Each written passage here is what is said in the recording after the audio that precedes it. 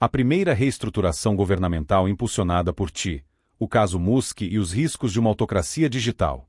Precedentes históricos e literários. A ideia de que corporações privadas possam exercer influência sobre o Estado não é nova. A Companhia das Índias Orientais, no século XVII, já operava como um Estado dentro do Estado, controlando exércitos, cobrando impostos e administrando territórios em nome da coroa britânica. No entanto, o que diferencia o caso de Elon Musk é a escala e a natureza digital dessa intervenção. Como observou o historiador Neil Ferguson em The Ascent of Money, o controle de infraestruturas críticas sempre foi um mecanismo de poder, das estradas romanas às ferrovias do século XIX. Hoje, a infraestrutura é digital, e seu controle permite não apenas influência, mas vigilância e manipulação em tempo real. A aquisição de plataformas como o Twitter, rebatizado como X, e a integração de sistemas de inteligência artificial em contratos governamentais lembram a estratégia dos Robert Barons do século XIX, como John D. Rockefeller e J. P. Morgan, que consolidaram monopólio sobre petróleo e ferrovias. Musk, porém, opera em um campo mais perigoso, a informação.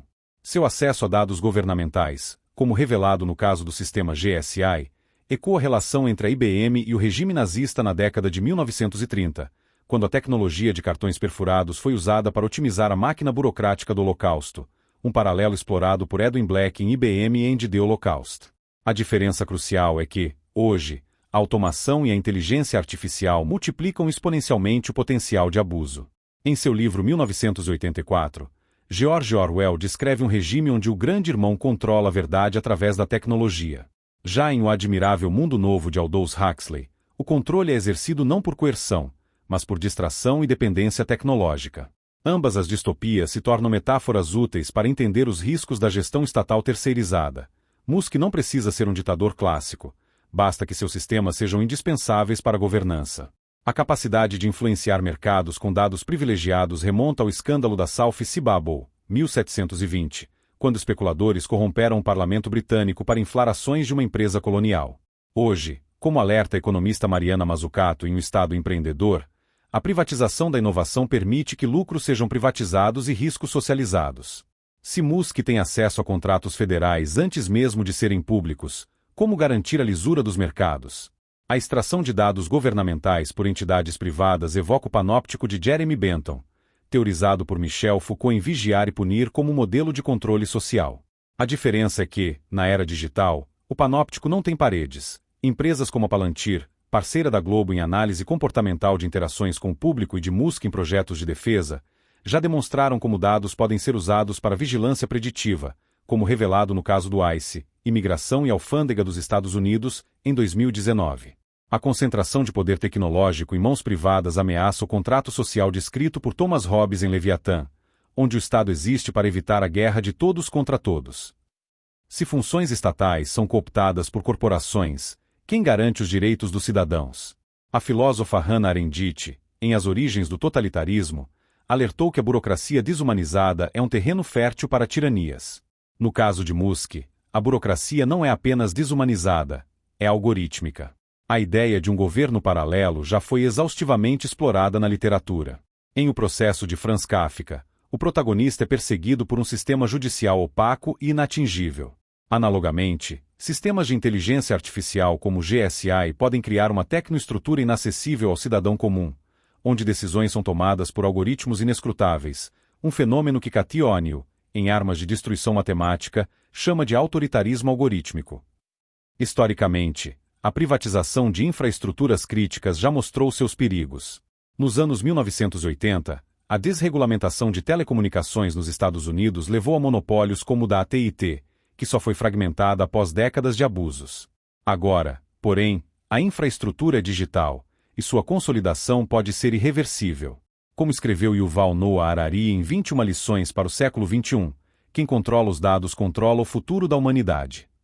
A história oferece lições claras. O principal pretexto para fomentar a Revolução Americana surgiu do combate aos abusos de uma corporação, a Companhia das Índias Orientais, no caso do Boston Tea Party. A literatura, de 1984 a Nós, de Yegenis Amiatin, nos alerta sobre a fusão entre tecnologia e autoritarismo. A utilização de tecnologias deve priorizar a descentralização do poder. Caso contrário, estaremos caminhando para um mundo onde, Nas palavras de Shakespeare em A Tempestade, o passado é prólogo, e o prólogo já foi escrito por tiranos de outros séculos. Um antídoto, uma possibilidade de contrapor o surgimento de tal tecnocracia poderia partir, por exemplo, da atuação do laicado católico para combater ameaças à soberania e à liberdade. Ao invés de concentrarem-se em investidas contra o Papa e a hierarquia constituída, poderiam seguir o exemplo de Plínio Correia de Oliveira, fundador da Sociedade Brasileira de Defesa da Tradição, Família e Propriedade, TFP, que começou essa missão ao denunciar o avanço de ideologias coletivistas no século XX, tanto ideologia fascista quanto comunista.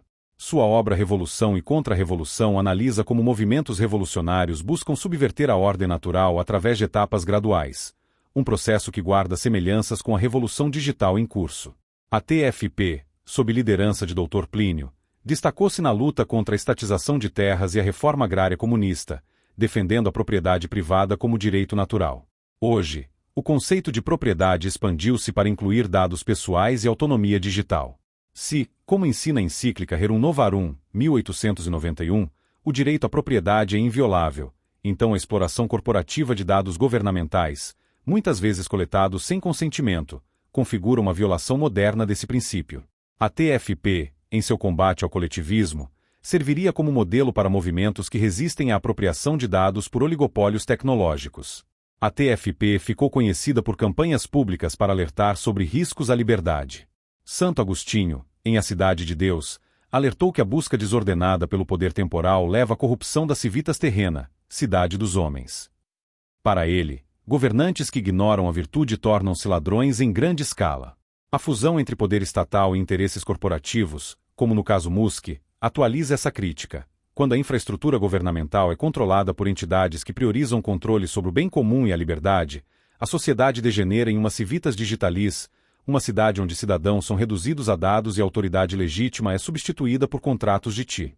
A TFP demonstra que o laicado, organizado e doutrinado, pode ser uma força potente na defesa da liberdade. Como escreveu Plínio Correia de Oliveira, a revolução é filha da fraqueza dos bons, não da força dos maus. Na era digital, a passividade diante da captura tecnocrática do Estado seria uma forma moderna dessa fraqueza. Como ensina São Paulo, porque nós não temos que lutar, somente, contra a carne e o sangue, mas sim contra os principados e potestades, do inferno, contra os dominadores deste mundo tenebroso, contra os espíritos malignos, espalhados, pelos ares, F6:12. Se os mártires romanos venceram leões, nossa batalha pode desarmar os algoritmos que ameaçam devorar a liberdade. A tradição católica, desde os padres e santos da Igreja até os leigos heróicos, clama por uma resistência ativa, não por revolução, mas por restauração da ordem natural. Deixo claro que aqui não faço um exercício de futurologia, mas um alerta baseado em padrões históricos e literários. A questão que resta é: aprenderemos com os erros do passado ou seremos reféns de uma nova ordem digital?